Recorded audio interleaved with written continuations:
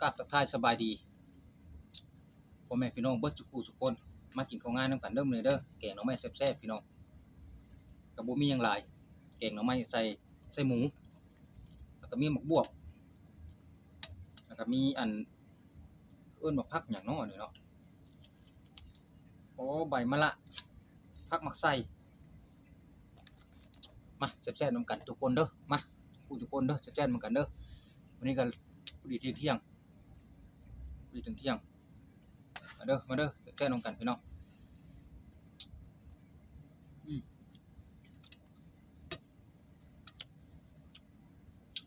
แซ่บๆนำกันทุกคนเด้ออือฮึครับได้ไก่ต้มมาอึกหนึ่งกลับบ้านกินข้าวเที่ยงนำกันเด้อทุกคนเด้อแซ่บๆนำกันเด้อพี่น้องป๊ากินข้าวออกร้านนะบ่ออกร้านบ่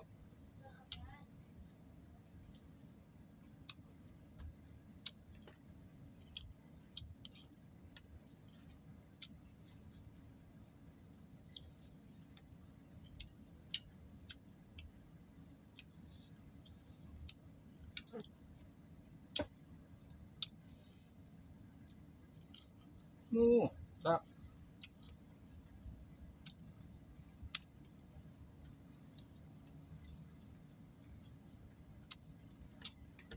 ร้านสาวเมากระแลมอ๋อแซ่บขนาดพี่น้อง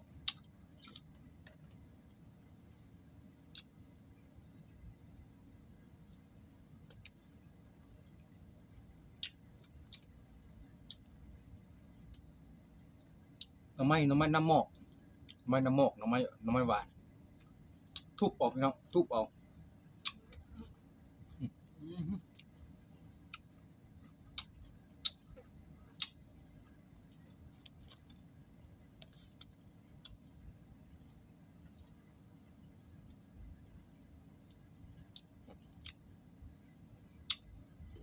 อืม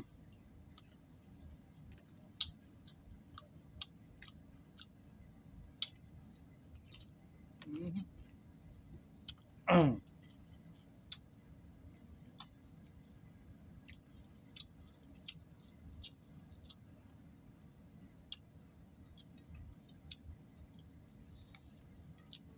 สะอ่อนย้อนบ่ใส่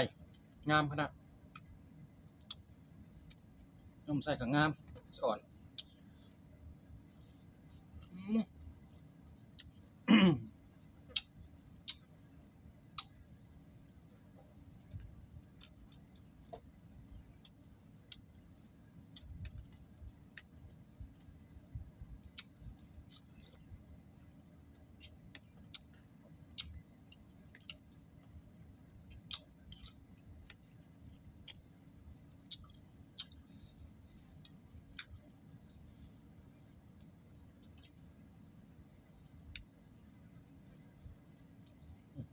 ทุบเอาพี่น้องทุบเอามันแซ่บอือฮึ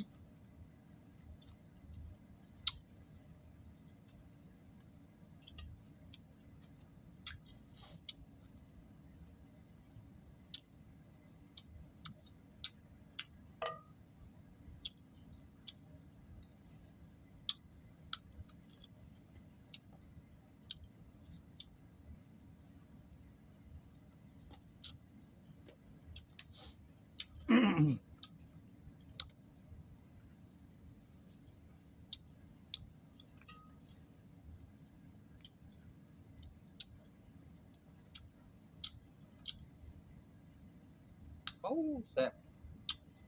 แกงหน่อไม้น้ำเที่ยงเนาะว่าอยู่ทางใดแซ่บเอาได้สดน้ำร้อนๆมาเด้อ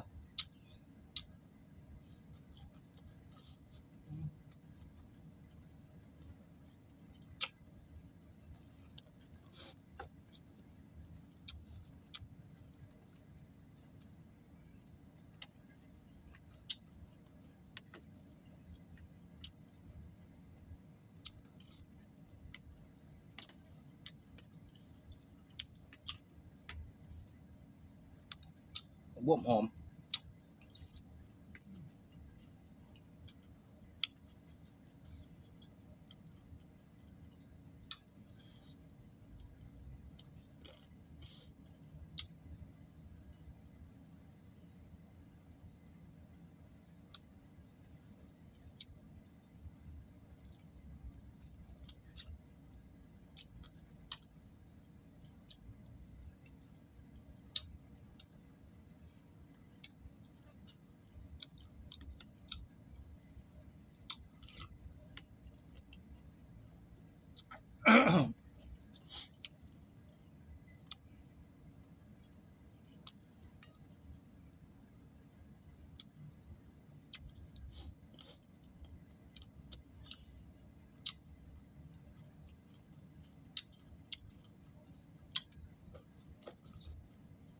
อืม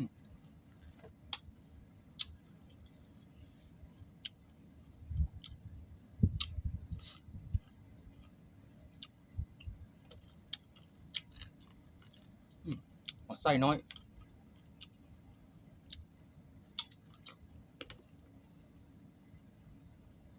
อ่า